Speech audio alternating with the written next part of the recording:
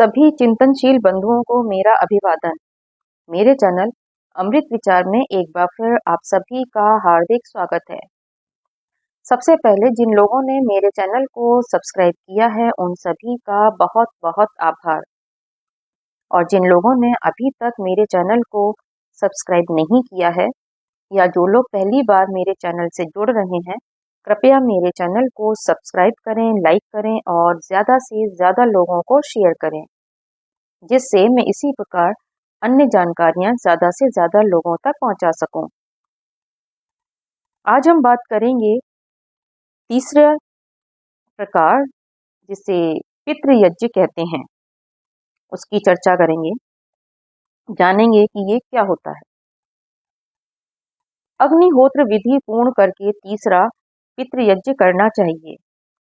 इसमें जीवित देव अर्थात विद्वान, ऋषि अर्थात पढ़ने पढ़ाने वाले, और पितर अर्थात माता पिता, पितामह, पितामही, प्रपितामह, प्रपितामही आदि वृद्ध बांधव तथा ज्ञानी परम योगियों की जो प्रत्यक्ष विद्यमान है सेवा करनी चाहिए। इनके दो भेद हैं, एक श्राद्ध और दूसरा तर्पण। यह श्राद्ध और तर्पण आदि कर्म विद्यमान अर्थात जो प्रत्यक्ष हैं उनमें ही घटता है, मृतकों में नहीं। श्राद्ध और तर्पण जीवित लोगों का ही होता है। श्राद्ध का अर्थ है जो श्रद्धा पूर्वक किया जाए। एक युवक श्रद्धा पूर्वक माता पिता की सेवा करता है, उन्हें भोजन और वस्त्र देता है, परंतु कुछ आवश्यकताओं की पूर्ति नहीं कर पाता। यह युवक अपने माता पिता का श्राद्ध तो कर रहा है, परंतु तर्पण नहीं।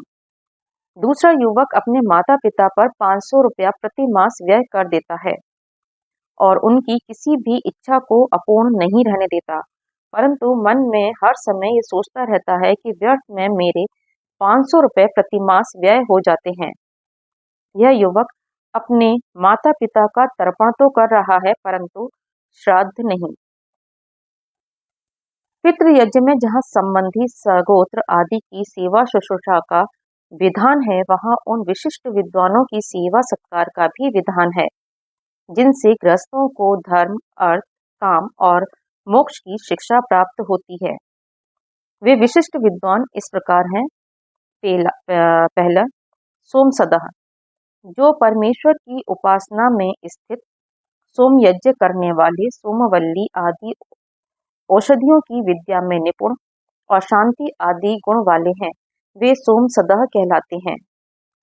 अंग्रेजी में इन्हें फिलोसफर्स कह सकते हैं। दूसरे, अग्निश्वातः, जो ईश्वर, भौतिक अग्नि और विद्युत आदि पदार्थों के गुणों को जानने वाले हैं, वे अग्निश्वातः अर्थात साइंटिस्ट कहलाते हैं। बर्हिषदः, जो सबसे उत्तम पर ब्रह्म में स्थिर होकर शम, दम, सत्य, विद्या आदि उत्तम गुणों के व्यवहार में स्थिर हैं, उन्हें बर्हिषदः अर्थात विक्टर्स कहते हैं। सोमपः, जो ऐश्वर्य के रक्षक और सोम महाऔषधि के रस का पान करने से रोग रहित तथा औषधियों के द्वारा जनता के रोगों को हरने वाले हैं, उन्हें सोमपः अर्थात फिजियोलॉजिस्ट कहते हैं। हविर्भुज, जो नित्य अग्निहोत्र करके वायु और वृष्टि जल की शुद्धि द्वारा सब जगत का उपकार करते हैं, जो यज्ञ शीष खाने वाले तथा जो मादक और हिंसाकारक द्रव्यों का त्याग करके भोजन करने वाले हैं, वे हविर्भुज अर्थात सैनिटेरिस्ट कहलाते हैं। छठ, आज्यपः, जो घृत, दुग्ध आदि स्निग्ध पदार्थों का सेवन करने वाले व विविध ज्ञान विज्ञान रूप सारभूत विद्या के अध्ययन अध्यापन द्वारा रक्षा करने वाले हैं, वे आज्यपः लेजिस्लेटर्स कहलाते हैं।